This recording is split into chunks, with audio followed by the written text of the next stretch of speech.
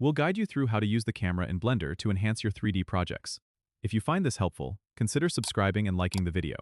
First, open Blender and make sure you're in the Layout workspace, which is the default setup when you start. You'll see your main 3D viewport in the center. To add a camera, go up to the top menu, click on Add, then hover over Camera, and click to place it into your scene. You'll notice a new camera object appears, and you can see through it by pressing the 0p key on your numpad, which switches your view to the camera perspective. You can move and position your camera just like any other object. Use the J key to grab, RA to rotate, and S to scale. If you want more precise control, click on the camera in the Outliner panel, then look at the Properties panel on the right. Under the Object Data Properties tab, you'll find settings for focal length, depth of field, and more. Play around with these settings to get your desired shot.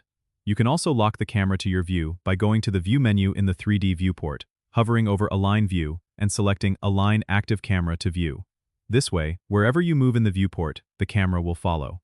Once you're satisfied with the camera position, you can render your scene by going to the Render menu at the top and selecting Render Image. Remember, lighting plays a crucial role in how your camera captures the scene, so adjust your lights accordingly for the best results. Don't forget to experiment with different angles and settings to make your project stand out. Don't forget to subscribe and comment if this helped you out.